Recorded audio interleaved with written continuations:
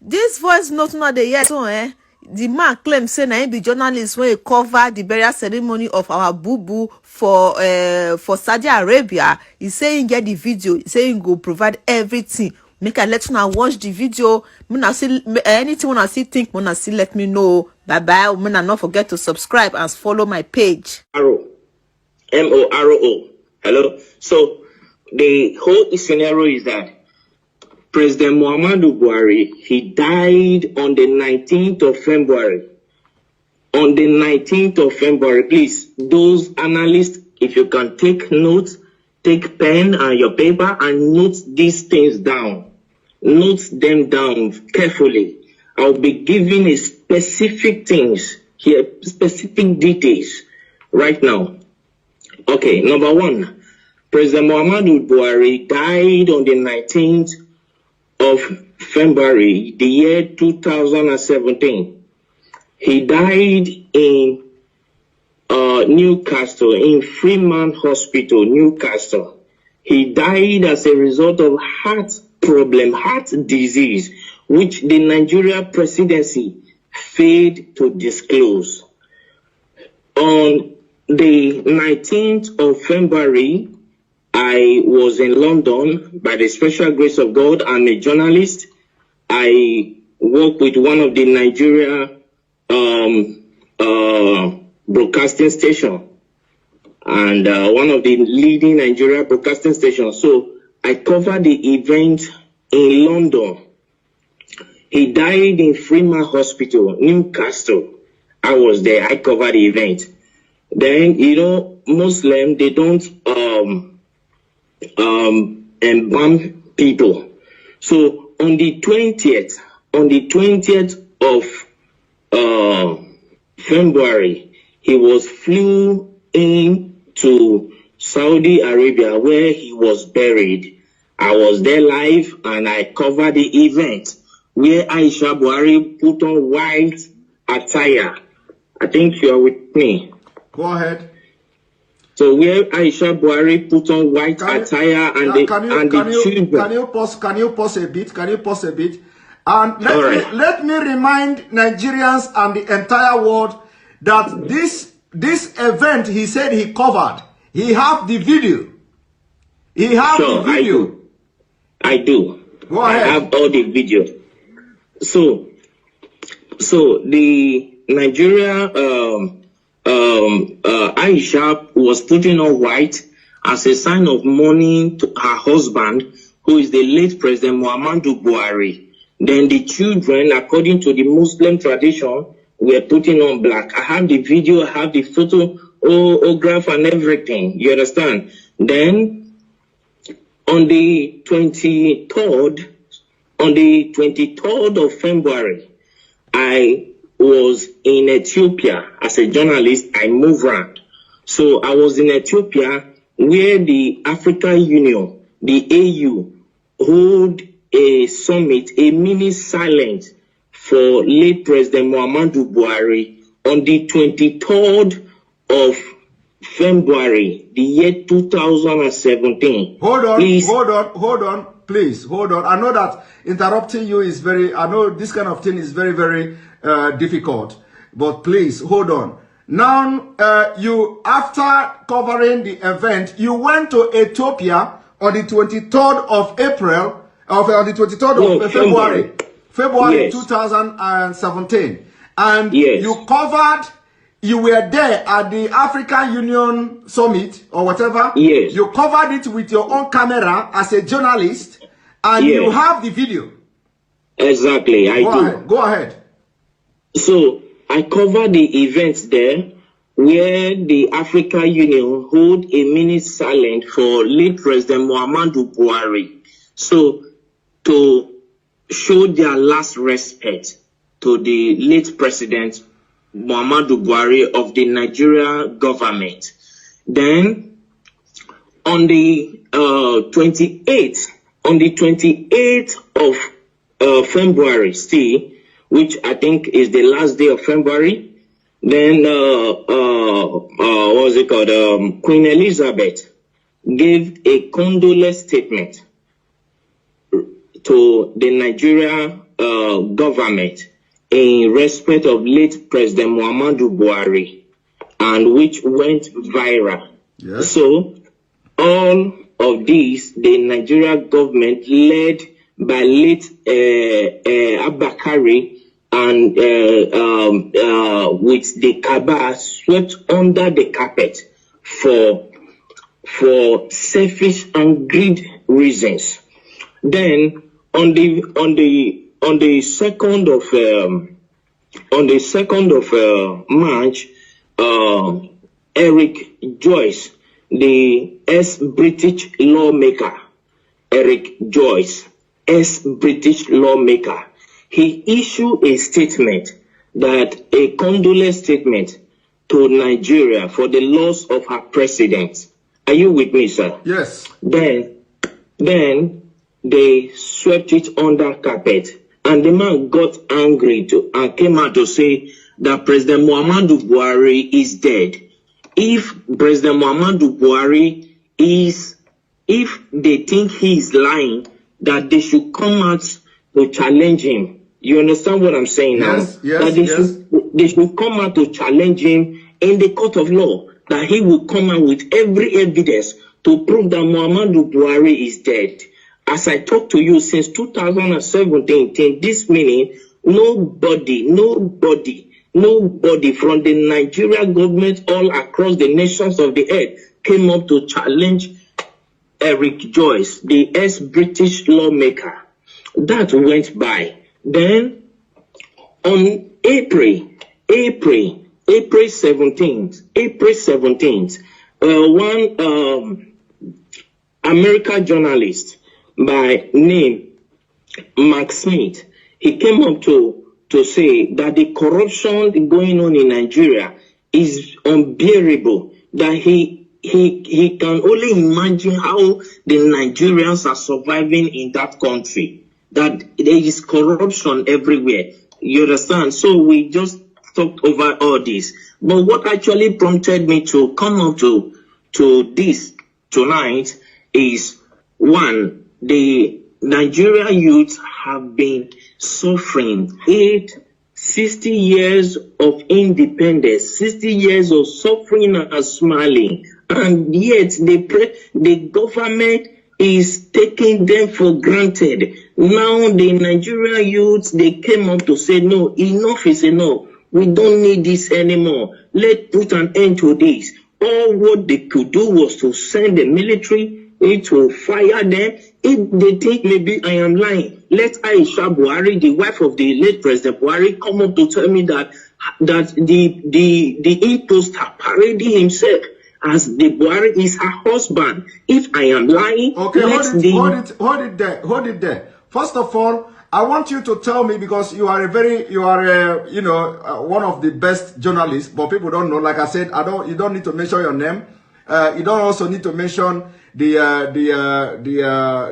Nigeria TV station where you work and all that. So now during the time when this man died, I want you to tell me, what did you do? Like, did you contact anybody in Nigeria, like any prominent politicians, and who is the person and what did you discuss?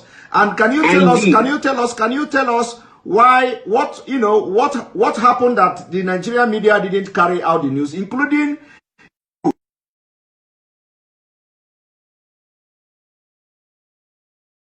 fortunate that Abakari is dead. Abakari did not die of COVID-19. Coronavirus did not kill him. They masterminded his death. That is number one. I have proof for everything I'm saying, because I am a media personnel, and for me to say whatever thing, I know I can prove it anywhere on the earth. You understand what I'm saying? First and foremost, when after that we came to Nigeria and we tried to publish the news. Let me state categorically, I don't want to mention the name of the broadcasting this thing I work with. Don't mention it. Our firm was suspended by the National Broadcasting Commission, NBC, National Broadcasting Commission, suspended our firm, our broadcasting station from airing because we carried the news. Because then you were, apart from that, because they know, they have information that you were there. You were there, yeah, and you followed everything. So when you came to Nigeria, they suspended you from, they suspended your pay. So I'm coming to that, sir. Coming to that, sir. Let's not rush it. Abakari called me to Aso Rock. You understand what I'm saying? Yes. So I flew into Abuja to go and see him, and he told me that if I can keep quiet, that my safety to be alive will be guaranteed, and for my generation to come, no, we suffer again as a result of the bribe he was offering me. You understand what I'm saying? Yes. So I told him accepting bribe is not the problem, but my conscience will judge me till I die. Yes. So I cannot do that. And to God who made me, I'm saying this categorically, and God Almighty is my witness. I did not take a dime from him. So I left. Then I called Bola Tinubu Asiwaju, okay, the Lagos State richest man on earth. Let me use the word. So I called him on his MTN line. I can call the line now, the MTN line that I use in reaching him. I can say it here. The number is 080-622-40104. That is the number I use in calling Bola Tinubu Asiwaju. So I called him on phone to tell him about the development, and he came on to tell me that I should shut up, I should keep quiet, and so many other trash and nonsense that he told me that at the end of the day I was suspended from my work. You understand? As a journalist. Okay, hold it there. So you called Bola Ahmed Tinubu to tell Tinubu, of course you normally call him too. This is not the first time you are calling him, by the way. We normally communicate. Okay, so you called him on this number you called now, 080-622-40104. Yes. And then he tell you to shut up and tell you a lot of things. He specifically, I can still remember, I still have the record of that conversation. You understand? Because as a journalist, you keep record of things, because years to come you might need it. You understand me? Okay. So I still have the record of that conversation. So when I called him, he told me that Nigeria is not like other countries. That Nigeria hymns of affair revolve and must continue to revolve around the cycle. You understand now? He told me that it must continue to revolve around the cycle, that the system of governance in Nigeria is different from every system of governance in the world, on earth, that in Nigeria transparency is something that they don't toy with, that they try to hide everything, that it's not everything the masses must know. It's not everything the masses, the people of Nigeria must be aware of. Are you getting what I'm saying, sir? Yes, yes. So he told me, and he offered me money too. He offered me a bribe. He said as long as I kept quiet, then I called the vice president too, Yemi Osibanjo. You called the vice president too. Okay. Yes, I have his contact, but I for security reasons I wouldn't want to disclose his contact to the public. You understand what I'm saying? Yes, go ahead. If you needed one, I can give it to. No need.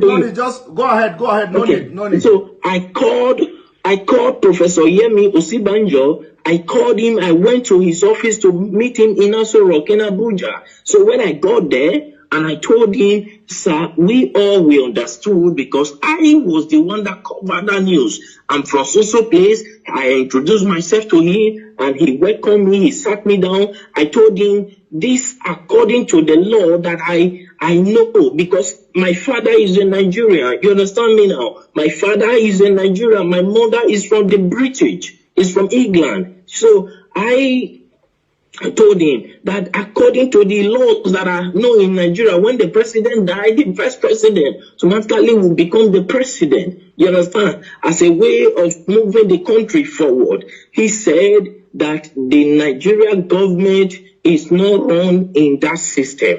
I said, no, when Goodluck Jonathan was there, that was what happened. When the president died, he was the vice president and he came up to be the president. You understand what I'm saying? And he said, please, for my safety, I should keep quiet and go my way. That the course of things will play out by itself in Nigeria. The reason I got to understand that. Can you pause a little bit, please? I know that this is very difficult, when I'm, pausing you all the time. So, is it that because of the way you have actively trying to air this news was the reason why you were suspended and sacked or something? I wasn't sacked, sir. I was suspended. Okay, you were suspended. Okay. So was it the reason? Was it the reason you were suspended? Yes. Okay. All right. Go because ahead. I told them that I will publish it. Then, as at that time, I was receiving so many threats. Like seriously, people started threatening my life, threatening me here and there. Then I called, what's it called? El-Rufai, because El-Rufai was there when Buhari was being buried in Saudi Arabia. El-Rufai was there, the Sultan of Sokoto was there, Ganduje was there. As at that time, then about 10 or 11 persons, prominent people from Nigeria were there, including other people who came to the burial ground. But the people that were there, El-Rufai was there. The Sultan of Sokoto was there. You understand what I'm saying now? Yes. So when they were burying him in Saudi Arabia, and they started threatening me. As at that time, they threatened me. Because I told them I will publish the video. You understand what I'm saying? Yes. And I understand that many of them are hearing me right now. I understand that many of them will come up to say it's a lie, nothing like that happened. But if any of them can come up to challenge me that this and this and this I'm saying now never happened, I will be very glad, because I will pick it up from there. I will take it to the court, to the International Court of Law. Let Aisha Buhari come up to tell me that the man he's posting as a Buhari is the real Buhari. I will come up with every evidence, including the video of how he was wrapped with the Nigeria flag, yes, with the white, green cloth. Okay. I will come up with the video of everything. Okay, let them come out and challenge me. Okay, hold it there. So actually, the video and all these pictures were taken away from you, but you have your own backup as a journalist. I always have backup. All right. I always have backup. Go ahead. Continue. My camera was seized as a journalist. It was seized at the airport in Lagos. Your camera was seized at the airport as you are coming back to Nigeria? Yes, in Lagos. Okay. Till today that I'm talking to you, I've never set my eyes on that camera. But you have backup. You understand what they didn't know that. You know they are Of course, I have all my backup. Even this evening, I was going through the backup. I was playing all of them. I was going through them again. So if they want to debunk this thing, I'm saying that it's a lie. Nothing like that happened. How come the AU, the Africa, our presidents, had a minute silent for them? As at that time, I could remember I called the president of Ghana on this issue. The president of Ghana told me that it is not in their interest, that if the people of Nigeria cried out for 30 days. That is when they will take up the case, that the AU will take up the case. As long as nobody has cried out, that it is assumed that they understood what is going on, that in Nigeria is not Ghana. That is what the president of Ghana told me. You understand what I'm saying now? Yeah. I understand that many of them are hearing me right now. Let any one of them come up to challenge me. I went to Ethiopia. I spoke with a prime minister, with one of the lawmakers there, and he told me that it is not in their interest. Then I accused him of being bribed. If not, he would have come up with an action, because he is the secretary of the AU, of the African Union. You understand me now? As at then. Yes, as at that time. So I challenged him. I accused him that they have been offered bribe, and he told me that he has never received any bribe from Nigeria, though many of them are coming with proposal. But whether he later accepted bribe, I don't know. You understand what I'm saying now? But the truth is this: Buhari is long dead in Freeman Hospital in Newcastle in London on the 19th of February, the year 2017. He's dead. Buhari is dead. He was buried in Saudi Arabia. Nobody can tell me that he's still alive. Buhari, that I know, if you look, when Nnamdi Kanu came up, you understand, they said that he's talking rubbish. I have never met Nnamdi Kanu on face to face. He doesn't even know me. He doesn't even know whether I'm fair or black. He doesn't know me. And I've never given him anything. He has never given me anything. You understand now? But the truth is, as a journalist, I swore an oath to stand by the truth at all times. Irrespective of what may be at stake, I swore an oath to God and to humanity. And now you no longer work with this television station, and now because of what is going on in Nigeria, you are ready to shatter the table.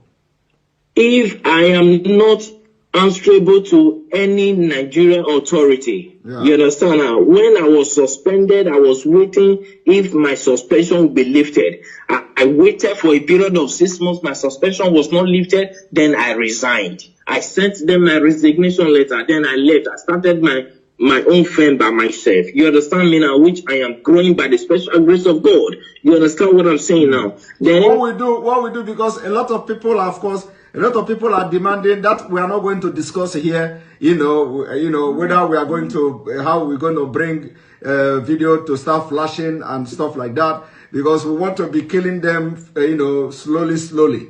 So we want to be killing them slowly.